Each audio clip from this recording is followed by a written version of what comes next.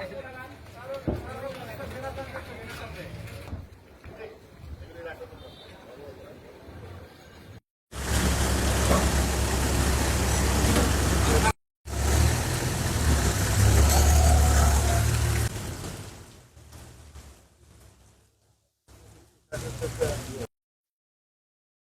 Television digital প্ল্যাটফর্মে আপনাদের সবাইকে স্বাগত।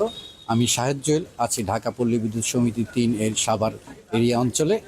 এখানে পল্লী বিদ্যুৎ সমিতি সকাল থেকেই কিন্তু একটি অস্থিতিশীল পরিবেশের সৃষ্টি হতে চেয়েছিল।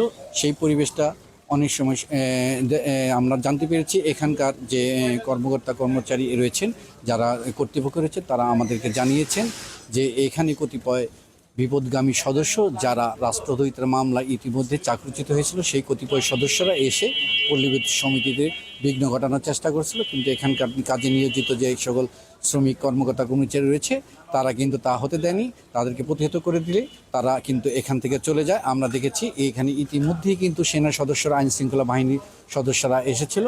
পরিস্থিতি এখন সম্পূর্ণ নিয়ন্ত্রণে।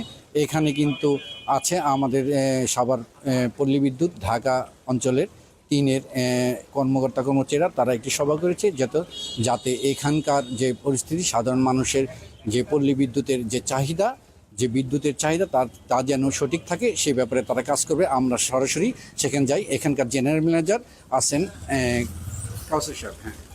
জি, আসসালামু আলাইকুম। আমি মোহাম্মদ গোলাম কাউসার তালুকদার। আমি জেনারেল ম্যানেজার হিসাবে ঢাকা পল্লী বিদ্যুৎ সমিতি ৩-এ কর্মরত আছি। পল্লী বিদ্যুৎ সমিতি একটা ঐতিহ্যবাহী প্রতিষ্ঠান। দীর্ঘ ৪৮ বছর যাবৎ পল্লী বিদ্যুৎ সমিতি সারা বাংলাদেশে বিদ্যুৎ সেবা দিয়ে আসছে। ঢাকা পল্লী বিদ্যুৎ সমিতি ৩ থেকে আমরা ৫.৫ লাখ গ্রাহককে বিদ্যুৎ সেবা দিয়ে থাকি। বিভিন্ন পল্লী বিদ্যুৎ সমিতির কতিপয় বহিষ্কৃত কর্মকর্তা কর্মচারী ঢাকায় নৈরাজ্য সৃষ্টির চেষ্টা চালাচ্ছে। ঢাকা পল্লী বিদ্যুৎ সমিতি ৩-এর কোনো কর্মকর্তা কর্মচারী এর সাথে সম্পৃক্ত নয়, তাদের সাথে কোনো সম্পৃক্ততা নেই। ঢাকা পল্লী বিদ্যুৎ সমিতি ৩-এর সকল কর্মকর্তা কর্মচারী শান্তিপ্রিয়। সম্মানিত গ্রাহকদেরকে নিরবিচ্ছিন্ন বিদ্যুৎ সরবরাহ দেওয়ার জন্য আমরা নিরলস চেষ্টা চালিয়ে যাচ্ছি। মাননীয় chairman sir, major general SM Ziaul Azim sir আসার পরেই PBS-এর যে কিছু দাবি ছিল, যৌক্তিক কিছু দাবি ছিল, প্রায় সবগুলি দাবি উনি পূরণ করেছেন। বিশেষ করে প্রায় ৫,০০০ চুক্তিভিত্তিক লাইনম্যান এবং প্রায় ২,০০০-এর অধিক বিলিং সহকারীকে নিয়মিতকরণ করছেন।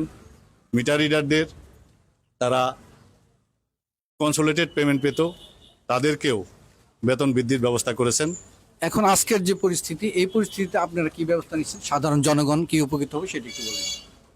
হ্যাঁ, সাধারণ জনগণের ভিতরে যারা ওই ঢাকায় নৈরাজ্য চালানোর চেষ্টা করতেছে, তারা বিভ্রান্তি ছড়াচ্ছে। এগুলিও সাধারণ কনজিউমার এখন জেনে গেছে যে আসলে এটার সাথে আমাদের কোনো সম্পৃক্ততা নাই। আমরা আমাদের মতো করে কাজ করে যাচ্ছি। ইনশাআল্লাহ REB-PBS সম্পর্ক অটুট থাকবে, এটা আমরা কামনা করি।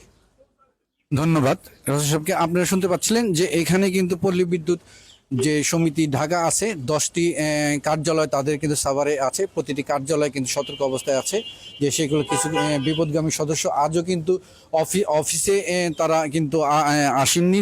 দুই তিনজন কর্মচারীর কথা আমরা শুনেছি, তারা কিন্তু এখনো কাজে যোগদান করেনি। বাকি সকল কর্মকর্তা কর্মচারী এখানে আছে, কাজে যোগদান করছে। নির্বিচ্ছিন্ন বিদ্যুৎ পেতে তারা কিন্তু কাজ করে যাচ্ছে। জীবন অবাক না করলে কে করবে? 28% মিল্ক ফ্যাটের অবাক করার সাথে ফ্রেশ মিল্ক পাউডার। জীবন অবাক করুক প্রতিদিন। এবং সাথে সাথে আইন শৃঙ্খলা বাহিনীও কিন্তু এখানে এসে তারা কিন্তু এই যে পর্যবেক্ষণ করছে।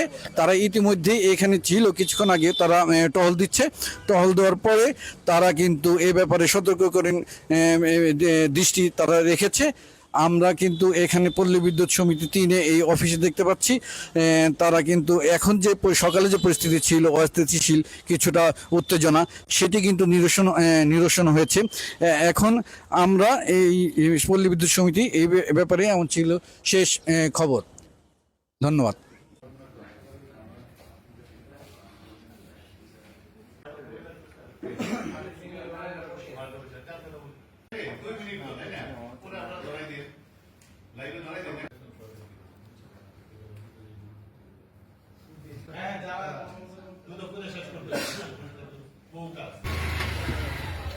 দাদা কি আছে তো আমরা সবাই যারা